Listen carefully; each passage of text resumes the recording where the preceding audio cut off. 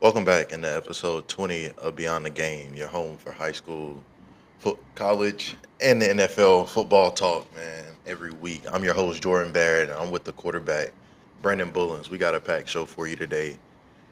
It's week 2 of high school football, man. It was a good one. It was a good one, man. But our game of the week was over in Greensboro. We had East Forsyth versus Northern Guilford. East came away with the 33-10 win, but Northern Guilford quarterback Jaxson Kemp is here to talk about the game, what he's learned as a leader, and just where the team is going to go from here.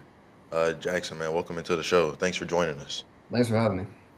Yeah, man, no problem. Of course. And let's just with the game last night, man. What were kind of you guys' biggest challenges from the game? Well, just want to start off by saying how it was a great game last night, and East Forsyth is definitely a great team that's going to go deep, and they were very respectful. They were a great team, great sportsmanship, all that kind of stuff. So, shout out to them, and they did a great job. But really, with us last night, it was a thing of just we kind of hurt ourselves. There was plays we didn't make, turnovers, fumbles, interceptions, all that kind of stuff that we just got to do a better job of making plays when we can make plays. And last night we did not do that. Yeah, I mean, it kind of looked like from what I saw, uh, they just got a lot of pressure up front, and it was kind of difficult for you guys to really just operate on offense. Yeah, they're But sending heavy pressure all night. yeah, but after like last week's game, you guys were able to score. Y'all had 47 points last week against Reedsville. Like, what was clicking last week, and like, what do you think was the difference between last week and this week?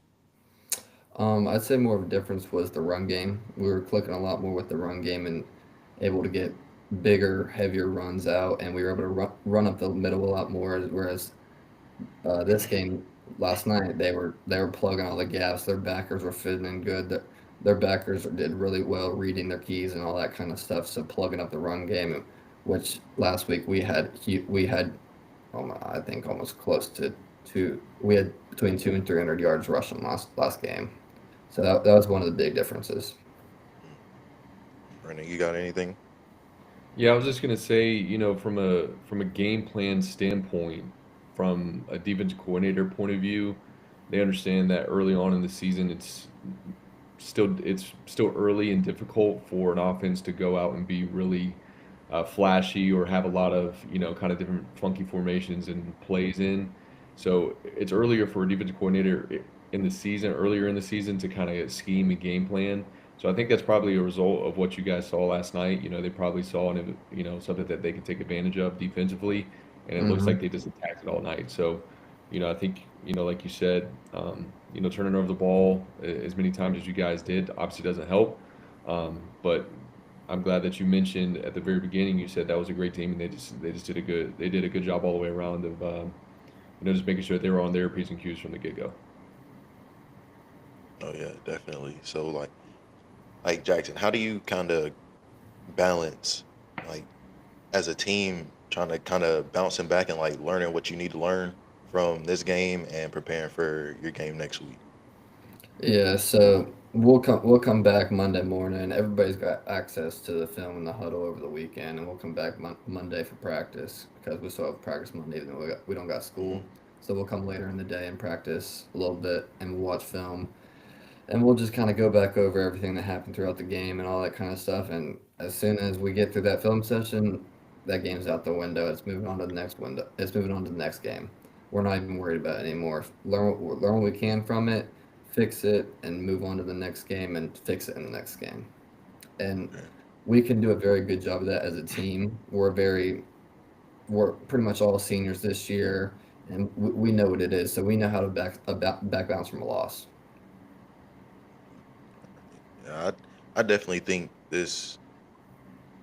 bec- I think this can be a learning opportunity for a lot of teams. It just depends on how you look at it. Um, but what do you think are going to be y'all strengths just going into the like for the rest of the season? Brotherhood. We're a team.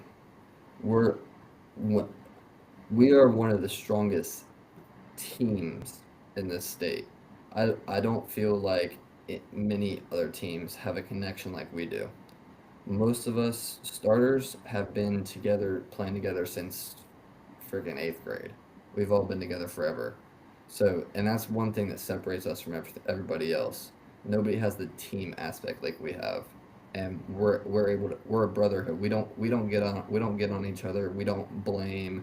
We don't do all you did this, you did that. We look at it. We try to get each other better, and we move on. Brandon, you got anything? Jackson, for the team aspect, or just kind of a offensive aspect itself, what was kind of the game plan for you guys? What was the scheme? Did you guys feel like you could take advantage of them in a certain way defensively?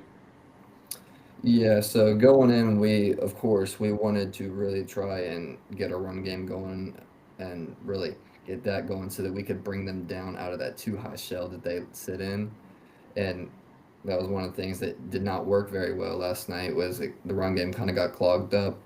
But also going into it, we knew they had that too high shell, so we knew we probably weren't going to be taking many deep routes, especially because they like to play that quarters look and then the man. So, but we also saw in the film going in that they like to leave a lot of guys open, and we did take advantage of that with like quick hitches and all that kind of stuff, which is what we did. And I probably threw about 5 or 6 quick hitches that we got for 5 to 8 yards every time, and just taking advantage of that going quick. And we knew that going in, we also wanted to play fast because we are a very high tempo team. We play fast, and we get to the ball and we get set and we get ready to go for next play. Which, as us, we're a very conditioned team, and we know that not everybody else is. And if we go fast and we get to the ball and we get set and we get going, they're not going to be able to get their keys going and get the play in from their defensive coordinator, and they're going to get all messed up and get tired. And that's what we like to take from other teams. But so we knew we were going to have to be patient and try and see what they would do eventually and how they would play certain things, like to the boundary, if they were going to go man, if they were going to go quarters. And when they did go man, we knew that we were going to be able to take some shots and try to get that one-on-one matchup backside and all that kind of stuff. For sure. I mean, just talking about from the run game standpoint, if you can establish the run game early, that puts a lot of pressure on the defense coordinator and just the players in the box as a whole, because now they're more so focused on, hey, this looks like a run fit here or a run play. The next thing you know, you hit them with that play action, and now those safeties or those guys rolling out of the box. It's going to open up any type of play action or even RPOs, which is going to be pretty deadly or pretty lethal if you can execute them at a high level for sure. No, yeah, definitely. You talk about. So did you think that? Well, on film, did they just show a lot of either it was cover? It was either man or So cover four. yeah, they showed cover two, quarters, and man in the backside. And so it depended on the formation and which side they were on. So like they would do cover two to the field and man backside, or cover two to the field quarters, or just quarters across the board. So that they're a very developed secondary, which you do not see a lot in high school Yeah, you don't football. see a Where lot of they were disguised and teams. stuff, and they were Yeah, able to flip the field and go, "Here, I'm going man in the boundary. I'm going my cover two zone to the field." So they're very developed and smart defensive football team. no, that's you don't hear a lot of that, especially Yeah. at the high school level. So, but like when you were getting that quarters look, did you ever feel like you had a matchup with like a linebacker on a slot receiver, or just matchups that you guys could win? Yeah, so for that we were kind of so the way we do it as an offense is we have our receivers in such wide splits. Mm, So what we were trying to do is we were trying to get that a quick little walk off slant in the yeah. from the farthest inside receiver. So if we were in 3-by-1, it'd be Okay. a three receiver, and just that quick walk off stuff to where we have stuff going outside, they're bailing, and how we have a walk off slant underneath. And like Brandon said with the RPOs, we were having because we knew that their backers flew very well with the run game, so we were trying to get the RPO going and then throw that little backside slant right behind him, all that kind of stuff, just to take advantage. And we were also doing the little hitches to take advantage of them playing off in the quarters and bailing. That's And makes Jackson, I it. like how you mentioned Uh, how wide the splits are there from the receivers. I know in high school those hashes are just so wide compared to what you see obviously in college or NFL. So the reason for those wide splits, just for anybody that's listening and might not know why they do it, it's really to open up bigger alleys in the run game. So anytime that you have an outside run action and you're trying to hit that alley, normally there's going to be a slot receiver or just a split receiver there anyway. But since those receivers are split so far wide out, that alley is just there for the taking. So a lot of times you'll see high school teams, if they have those wide splits, they'll try to hit a lot of outside runs to try to get into those bigger alleys. And like Jackson said too, in the pass game, it opens up any type of quick slant or any type of quick route into those alleys. It's basically an extended run play at that point, where instead of handing the ball off, you're just picking up and throwing it to the spot right there in the zone anyway. So it's a good combination if it's executed well once again. yeah, definitely, definitely. So from that standpoint, though, Jackson, do you just think it was a matter of like execution, or like do you think it was what you guys did, or what they did, more of what they did? I think we completely hurt ourselves. They did a lot of great stuff that definitely put that if we did play the game that we know we can play, it would have been a very good and very close game. There's no doubt Mm, about it. But I think we completely hurt ourselves as well. We need to do a better job making tackles on defense, and when we need to just be able to make plays on offense. okay, That's that's that's what that game understandable. came down to, was we just didn't make plays on offense. No, that's understandable, especially when you look at the week before you guys had 47. Um, but just for the people that haven't necessarily gotten the opportunity or chance to watch you, what is like your quarterback style? Like, how would you describe how you play, and like who you kind of model your game after? I'm a very dual threat quarterback. So I love to get in the run game, and it also helps get the defense off guard because they don't expect me to go and run the ball. So when I go and run the ball, they don't sometimes they don't know what to do, and it really catches them off guard. And that's what we like to do as an offense, to be able to, if we need to, put me in the run game, and it really helps. Um, I would say I kind of model my game. Kind of after Jackson Dart. Okay, He was a college quarterback that I looked at a lot last year, and feel like we kind of play similar, especially getting in the run game and all that kind of stuff too. And if you see me out there, I'm a very calm quarterback. I'm not the one that's getting out there and gonna be screaming and yelling at my guys. I'm gonna go talk to them. I'm gonna go make sure they understand what they're doing. Like if they mess up, they know they messed up, because we're to the point now where we know what we're supposed to do, and we know when we mess up. So I already know that they know they messed up. There's no point in me going at them and beating them to the dirt, making them know that they messed up. We're gonna go talk about it, and we're gonna go fix it, and we're gonna understand what we need to do better. yeah, yeah, you definitely. You talk about you guys just being a brotherhood and stuff.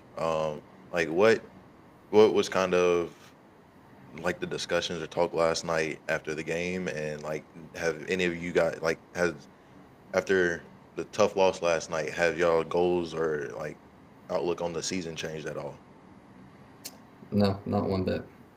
it was obviously a rough loss, and we know that, and we know why it was a rough loss, and we messed up. But we like at the end of the game, after the game happened, we were all set on this game happened, but we're moving forward. We just got to keep moving forward. Nothing's changing, and we're set on. We're going as deep as we can. We're going for that state championship level. So like nothing's changing. We're just gonna keep going. That's, as it should be. Brennan, you got anything else? No, I mean, only thing I can say just to finish off this little bit was just to say like, even with this loss, Jackson, like you said, it looks like you guys are in the right mindset and the right kind of headspace to push forward because obviously these non-conference games is it great to win for sure, but at the end of the day, your conference wins are what's more important, and then obviously, like you Yep. said, once you reach those playoffs, that's really what's gonna help determine your guys' strength as a team. It's once again sounds like you've already said that you guys are a brotherhood at the end of the day. So if you guys continue to stick together through wins and losses, you guys will be perfectly fine. Yep. Oh yeah, Jackson, man. We appreciate your time, man, and the insight on the team and the game, man. Good luck on the rest of the season. We'll definitely be watching you, Thank you. and the team, man.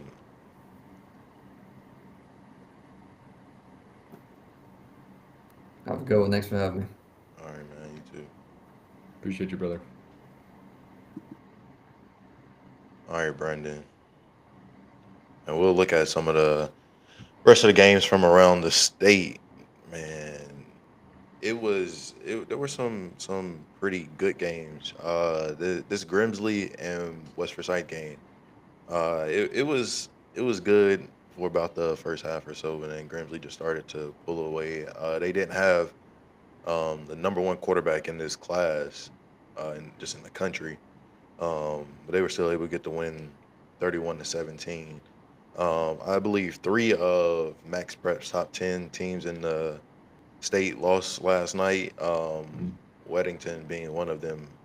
They lost to Myers Park, 28-18. Brandon Dudley loses another one. That's a tough one. They lost to Southeast Raleigh, 31-6. Huff handles Independence 35-0. Reedsville bounces back after that tough loss um, to Northern Guilford last week. Um, Walkertown put up 50 points on Parkland. Jeez. Then Glenn loses to Reynolds, and Reagan won an ugly game against Oak Grove. Man, an ugly game. It was 7-6. What would you got? Anything on these games? Just looking at them, what would you say? Yeah, just what kind of pops out to me is this Myers Park and Weddington game. Obviously, Weddington over the last few years has been a powerhouse in the state, Yeah, not losing very many regular season games, but obviously Myers Park is definitely not any type of slouch no on their slouch. schedule. Yeah. And it looks like, I mean, it's obviously it's a two-score game there at the end, but if I were to bet, it was probably a one-score game, back and forth all the way through. Hmm. I think Weddington, kind of like we were just saying to Jackson, they're going to bounce back, and it's really at the end of the day not going to mean much to them to Yeah. drop one early, if they can just bounce back and continue getting back Yeah. on their No, I path. think that's big what you were saying though. Like it's not about it doesn't really matter. Like yeah, you like to win these out of conference games, but if you go undefeated in the conference, it doesn't even matter. Like your seeding isn't going is still going to be high. You're still going to have home field advantage for the most part throughout the playoffs. But go ahead, my bad. I didn't even mean to cut you off. No, you're good. Another two I wanted to just kind of touch on was this Walkertown and Parkland game. Walkertown, from I know, is a smaller school in the classifications. I believe they're 3 or 4A. I don't know where Yeah, Parkland necessarily is at anymore, but that's impressive offensively to put up yeah, 50. I would definitely. imagine the defense obviously did their part. They held them to two scores. But yeah, shout out to Walkertown for getting the big win there. And then the last one, like, was the first one that you mentioned was the Grimsley and West Forsyth game. Without their quarterback, it looks like Grimsley was still able to handle business by multiple scores. So I think that just gives them another kind of even bigger understanding of how strong this team could really be. Obviously, they're no newbie or rookie in terms of playoffs and state championship appearances. So it looks like it might be another kind of another kind of season like that for them, just another deep playoff run. Yeah, I'm definitely keeping an eye out on that East Forsyth and Grimsley matchup here in a few weeks. All For right, sure. man. Let's shift to college football, man. It's Saturday. It's Saturday. It's Saturday, man. College football is back. Week one. After some pretty interesting week zero games. I would say that Kansas State Iowa State game was pretty good. I think the offensive coordinators in that game though they offensive coordinators were cooking in week zero, man. But I think what everyone's going to be keeping their eye on this noon game, Tennessee at Texas at Ohio State, man, man, man. Speak on that. What are you kind of looking like between this game? Who do you think has more to prove? That's a great question. More to prove. Yeah. Honestly, I think it's Texas at the end of the day. Ohio State's coming off a national championship win. Ryan Day, quote unquote, in the hot seat. I don't think he is. He just came off a natty. He's good for another 5 years at least. But both of these programs are coming in with a true year one starting quarterback. Obviously, Arch played a little bit last year. Ohio State's guy is going to be his first time being at the helm for more than I think he played. I think he played enough snaps to have 5 passes last season, 5 total Jeez, attempts. man. Yeah. So I mean, he's fresh. Both of these guys are overall fresh in terms of starting ability and experience as a whole. But at the end of the day, I think Texas has more to prove here, even though they are the number one team currently. I think that's interesting what you said though. You said you think Ryan Day is good for another 5 years. I don't think so. Like, yeah, they got the net, they won the Natty, but they have not beaten Michigan in who knows how long. So Yeah. I think like, yeah, he was the only coach to not win a national championship at Ohio State. So I think he was able to get that monkey off his back. But man, I if they lose again to Michigan, do you know? Do you especially with the because I think like last year they were them winning that national championship. It was mandatory. Like they had to win. Like if they didn't win Ryan Day was out of there. He was fired. Yeah. Yeah. So I think especially with the tools that they have. We were talking about last week. They have two of the best players in college football on one on offense, one on defense. Like they Mhm. and so I'm gonna go with Ohio State um, because I think they're coming off the national championship. Like once again, especially now with this 12-team playoff, like I like that teams aren't afraid to schedule games like this early in the season. You Yep. know, 10, 15 years ago, you lose a game like this early in your season's over. Done. um, so I like this. I like this, but uh, I'm gonna say Ohio State has a little bit more to prove. Then we've got Syracuse and Tennessee. Um, we heard what was going on at Tennessee this during the off season with Nico Iamaleava. Um, so I'm gonna have to for me in this game I'm gonna have to go with Tennessee having the most to prove because they just they don't they lost their starting quarterback halfway through the offseason last year. Um, yeah, yeah. What about, so go ahead, Brandon. Yeah, I mean, going back to the quarterback situation, Tennessee picked up App State's starting quarterback. Yeah. I'm blanking on his name right now, but he actually earned the starting job. I think he got named the starter a couple weeks ago. Hmm. So it's going to be interesting to see how he transitions from playing, I believe, App State's in the Sun Belt over to now in the SEC. That's a pretty big SEC. jump. You Yeah, didn't that's go. You didn't go to a big jump. ACC. Big That's a big 12. jump. Nah. Yeah. Yeah. So yeah, I think more to prove. I would agree Tennessee because if they drop to Syracuse, there's going to be a Mm. lot of question marks around what's going on over there in Tennessee. So Didn't did more they to prove just at the end of the day. extend Josh Heupel? Say that again. Did they just give Josh Heupel an extension? I believe they did. Yeah. Yeah. And no shade being thrown, but I think we just saw one of the best quarterbacks come out of the state of North Carolina get cut by the Lions, Mm.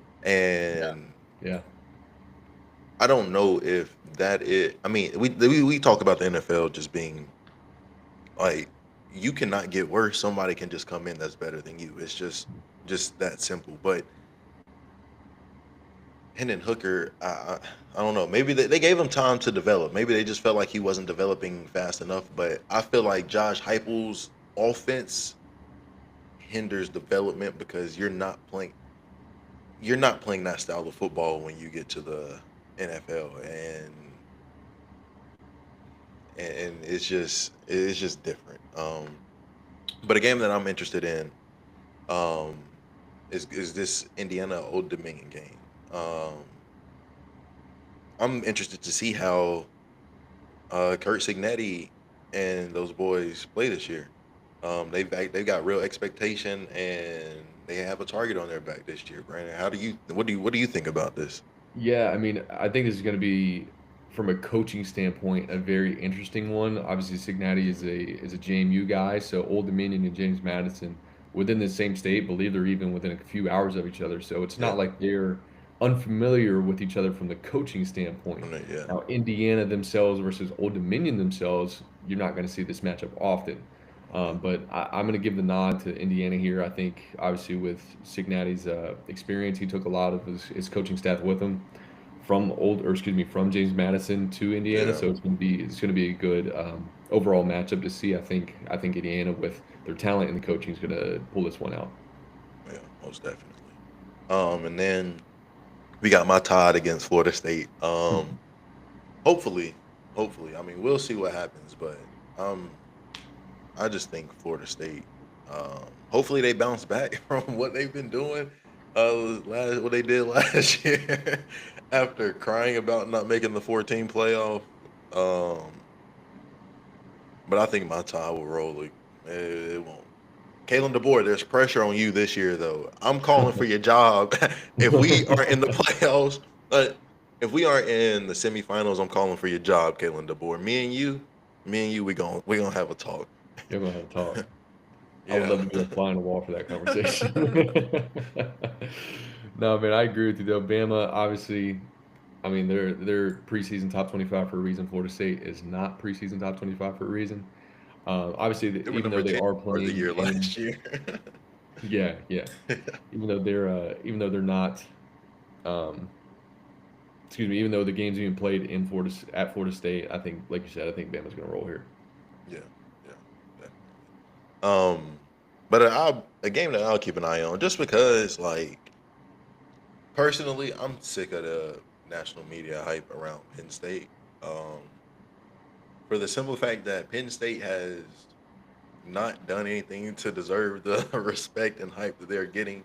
It's not like they're a Notre Dame, like where Notre Dame plays for a national championship every so often, and they've got a rich history or nothing. Like we're just putting expectation on Penn State, and so I'm gonna watch every game that they play.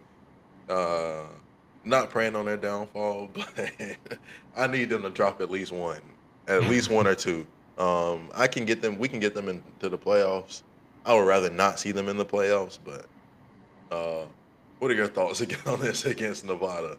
Yeah, I mean, I think week one, I don't think they're going to have any issues playing Nevada, Yeah, but like you said, later on in the season, they're going to have that 1 and 2 games. That's not necessarily a huge matchup for them. That their first half is going to be like, this is the Penn State that's number two in the country, number five in the country. They're struggling to put up 10 points in the first half against a offense is against a so non-ranked bad. opponent. So yeah, it's not going to be pretty for a couple teams, and that naturally happens throughout the course of a season. You're not always going to be at your best, but for the expectations that Penn State has, and for them to be consistently top five and starting off the season number two in the country, we're going to expect them to put up at least 35 points a game and easily steamroll a lot of these teams. So Yeah, it'll you be would good to think. see how they develop throughout the year. You would think. Um, it's just like just going back to your point. They're just very stagnant on the offensive end, and for me, that gets frustrating to see or watch. Like I'm just like, if this is supposed to be one of the best teams in the country, we shouldn't be doing this. Like there was a game last year. They had 3 possessions in the red zone. Couldn't like they couldn't score. Like I don't know. I'm just not a Penn. I'm a little bit of a Penn State hater, man. But to cap off the night, I love this though. I love this that we have this. This is what we love college football for, and I'm glad that we're getting it early in the season. Yep. We have good football on all day. Like there are good games on. Well, hopefully, we hope this Alabama Florida State game is good, but we've got good football. LSU and Clemson. We're gonna have a real quarterback duel in this one. Like this is going to be, and we were just talking about last week that Kansas State Iowa State game, how the offensive coordinators were cooking stuff up. We're gonna see what they're gonna be doing out here. I think they're at Clemson, so I'm very interested in seeing what is going on in that game. What are your thoughts on it? Battle of the Death Valleys, man. Both these Yeah, teams obviously have a shot to claim it in week one here. I love to see it. Obviously, two top 10 teams here in this matchup. LSU, I believe, sitting at 9, Clemson at 4. It is in Clemson today, but man, something about LSU at night, man, they turn into a different beast. No pun intended. But yeah, it's going to be interesting all the way through and through. Two battles of the Tigers, both yeah, fighting for a spot of the true claim of Death Valley. It should be a good one. yeah, definitely. What would what game are you most excited about this weekend? Most excited about it's got to be Texas and Ohio State, man. I mean, number one and number three in the country. Week one, you can't get much. You cannot get much better than that. So that's the one that I'm sure millions of people across the country and the world are going to be watching today. Yeah, yeah, and I think it's very interesting though. I forget exactly how many teams, but a lot of these top 10 teams in the country are starting. This is the first year quarterbacks. Like these guys haven't played a lot of football, whether it's Michigan, Ohio State, Alabama, Georgia. Well, Georgia has Gunnar Stockton. He played last year, but it's just a lot of young quarterbacks. Texas, Arch Manning is probably the biggest name of it all of them all. But I just think it's going to be very interesting, and I think fans need to not overreact. This is week one.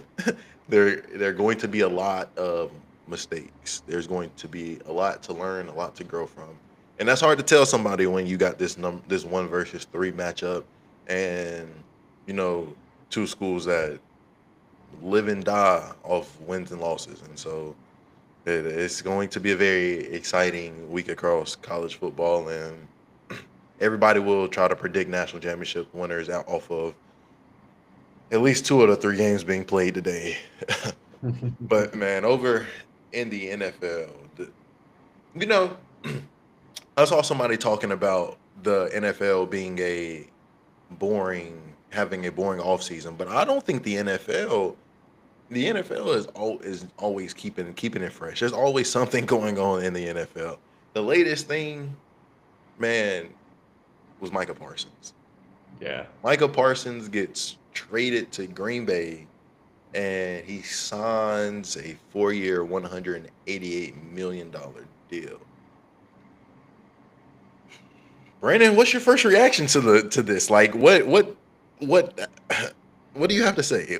How are you feeling? Well, unfortunately, as a Bears fan, for him to go to the Packers, this stinks. Caleb Williams is going to be in some trouble. Yeah, yeah. They play, and the funny thing is, they play Green Bay 2 times in 3 weeks. I believe it's week 14 and week 16. So Hopefully, Caleb gauntlet Williams here. isn't injured after the first one. Hey, if he is, we got Tyson Bagent. I'm not worried. That guy's a stud, man. But either way, no, just an overall thoughts on the Parsons trade. It's interesting because you're saying that Micah Parsons, as a defensive end edge rusher, who is no doubt one of the best defensive players in football currently, is worth more than a lot of quarterbacks. And obviously, I think quarterbacks as a whole have started to get paid a little bit too much anyway. But you're saying he's worth more than Mahomes? Hold on, can I stop you right there? Let me stop you right there, though. The same Yeah, man go that wouldn't pay Micah Parsons is the reason why quarterbacks are getting paid what they're getting paid. This man gave Dak Prescott $60 million. But continue. ahead. Hey, Jerry Jones, old senile man up in that front office. We don't know what's going on up there. Um, no, but once again, I mean, you're thinking, is Micah Parsons really worth more than a Mahomes? Is he worth more than a Burrow?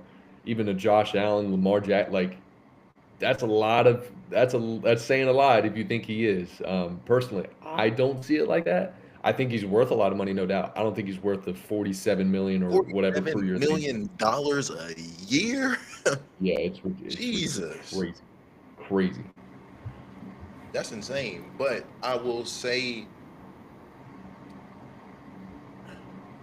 if I'm the Packers, I'm okay with paying him what I paid him because of what I got him for. I gave up 2 first rounders and a defensive tackle. Like, and yeah, Jerry Jones, you can stop the run. Yeah, go ahead, stop the run. I will worry about this modern era of football. You can go back to the last time y'all won a Super Bowl back in the 80s and stop the run. Okay, I'm worried about rushing the passer. There's no the pass rushers are getting paid what they're getting paid for a reason. Pass rushers are getting paid what they are getting paid for a reason, and you just don't understand that. But you will sit here and pay a scrub of a quarterback. I don't care what anybody says. I don't care. I don't care what anybody says. Dak Prescott, he's not a bum. He's not a bum, but he's not a good quarterback, bro. He's very average. And to make him, this man's Jerry Jones set the market for quarterbacks with that man at $60 million a year. I think this was before quarterbacks were even getting 55. Mm-hmm. Mm-hmm.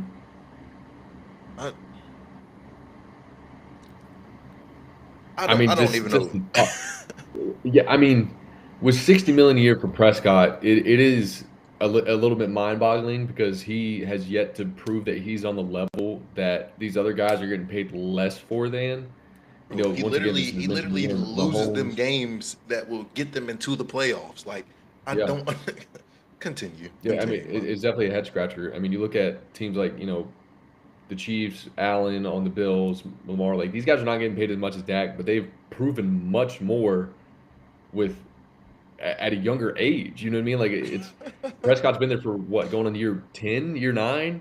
We're still waiting on what, his second playoff win? I think he got one, and then he got smoked by the Packers 2 or 3 years ago. It's like, thank you. Yeah.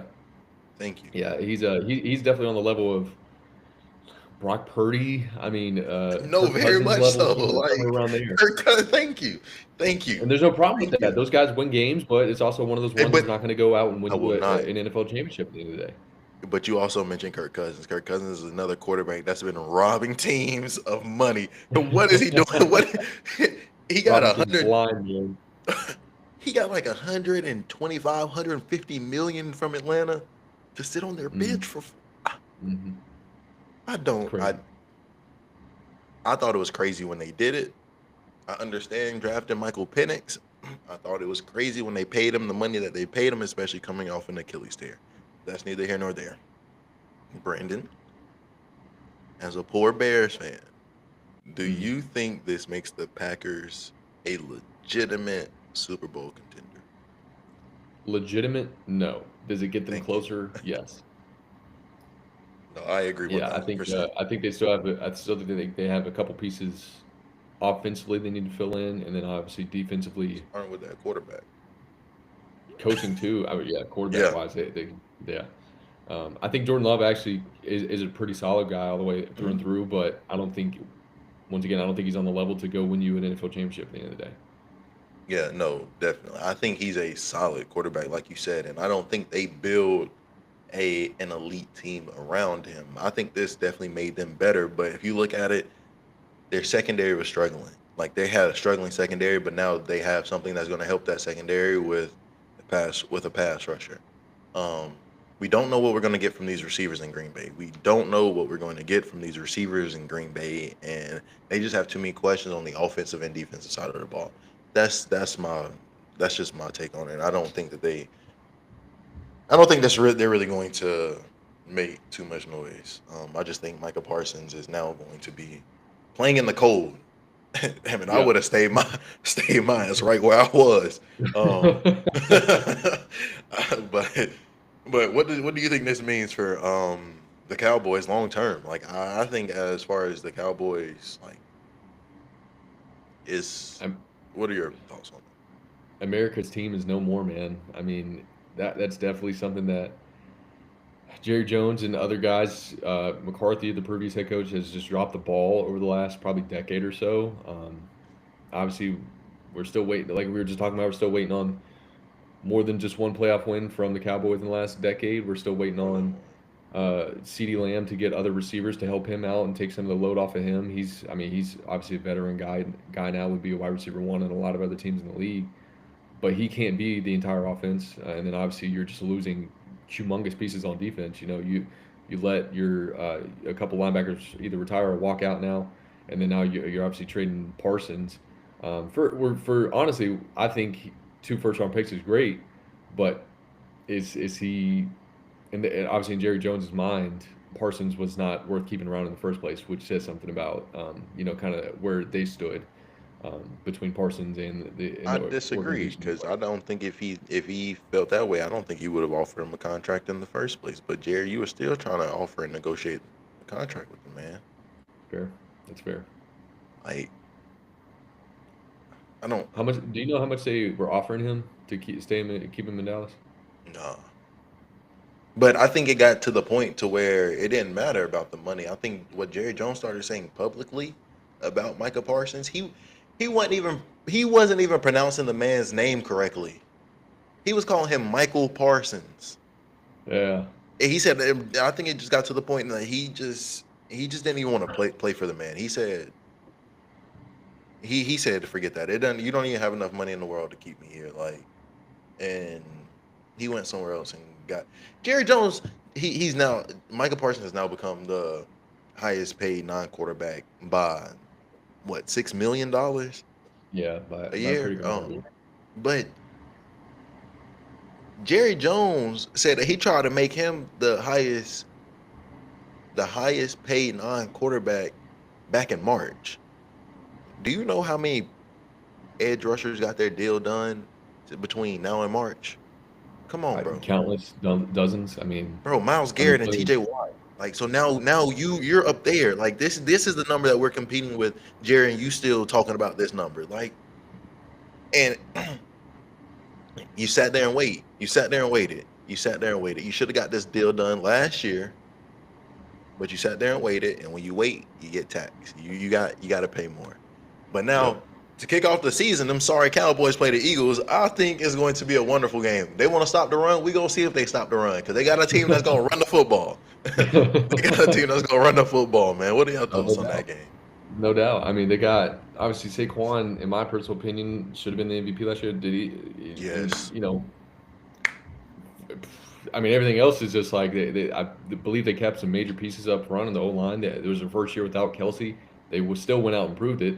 And then obviously as a backup, Will Shipley is actually a North Carolina kid from Weddington, but he's no slouch either. We saw him get a touchdown in the Super Bowl. So even Yeah. if Saquon needs a breather, guess what? You got another guy loaded up, ready to go. So yeah, good luck, Cowboys.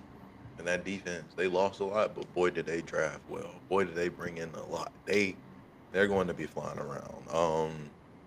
I'll be surprised if the Cowboys keep this one close. Gonna be a lot of ball control, but and I just want the Eagles. I hope let me see what is 15-minute quarters, hour game. I hope the time of possession is like 40-20 or something like that. I hope the Eagles just absolutely destroy the Cowboys. Like I don't like the Cowboys.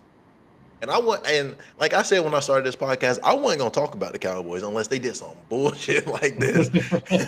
I'm And here over we the are. cow. Here we Yeah, are. here we are, and I hope. I thought the Giants were gonna be the worst team in the division. Nope. Jerry Jones didn't fail us. Yep. The Cowboys will. And anything else you got for us, Brandon? 2 things. Any team that has Jameis Winston automatically is whether win or loss. They're winners in my book. They are Yeah, absolute they winners in my book. are. That guy's a legend. But I actually want to go back to the college realm. Last night, Georgia Tech played Colorado. Georgia Tech turned over the ball, I believe, 6 times in that game, and still pulled out a win on the Three in the road. first quarter. Yeah, 3 in the first Three quarter. in the first 3 possessions in the In the league first 2 game. drives, yeah, I think it was two fumbles and a pick, and they still pulled out a win. So, I is mean, what do you Dion and expect? Colorado in trouble? What do you expect though when you only score 7 points off 3 turnovers? This is something that this now as Jackson was talking about.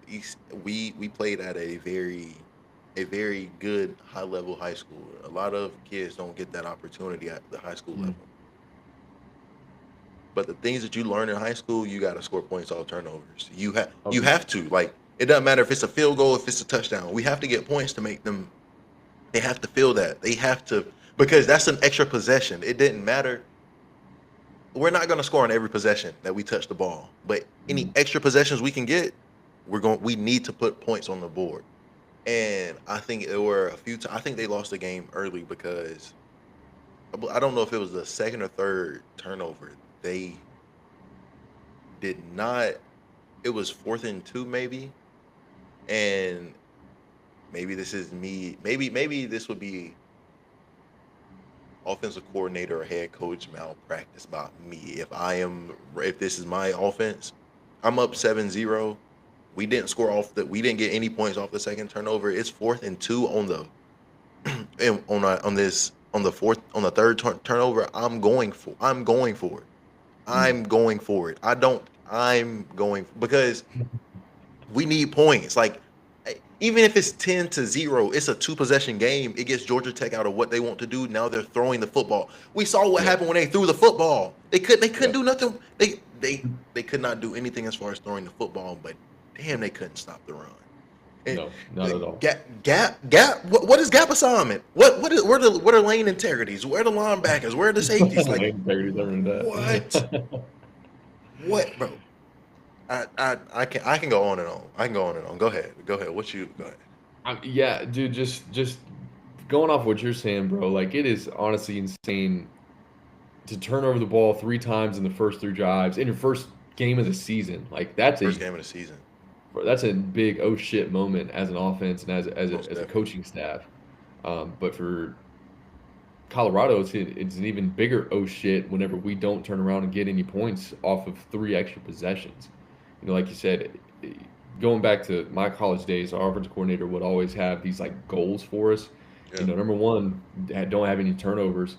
Number two, on scoring drives, we want to score on 40% or 35% of every time that we touch the ball. So let's say we get the ball 10 times in a game, we need to score 4 times out of those 10 Yeah. drives. That's If you score 28 points 28 if it's a points, touchdown, right? So yeah. it makes sense. Colorado got what seemed to be 10 drives in the first quarter, and to only come away with 7 points. You like you said, I felt like they lost the game that early on. Yeah. So for them to not have an opportunity, to have the opportunities to go out and score and not perform and not put up anything, that's a big red flag, humongous red flag. Does Pat Shermer lose his job after this one?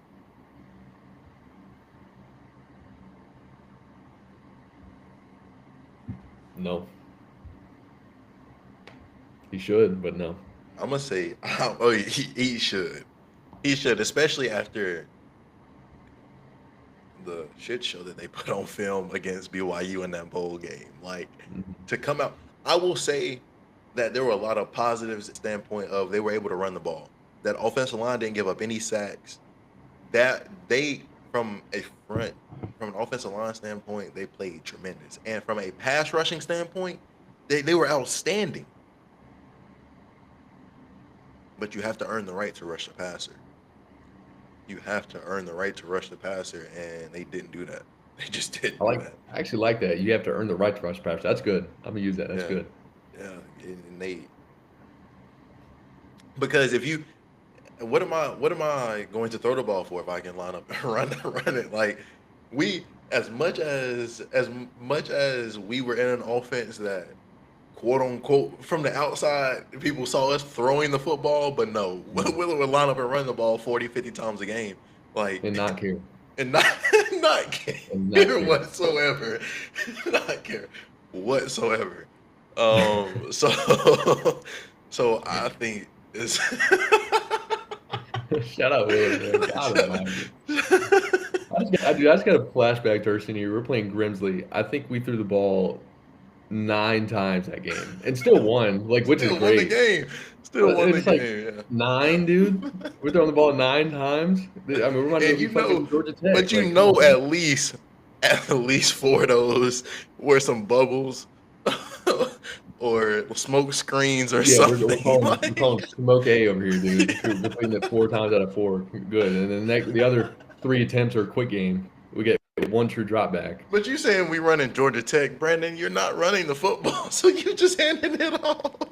Hey, listen, I could have got jiggy out there, man. They didn't give me the rock. They didn't trust me. No, everyone remembers that infamous spin move you did.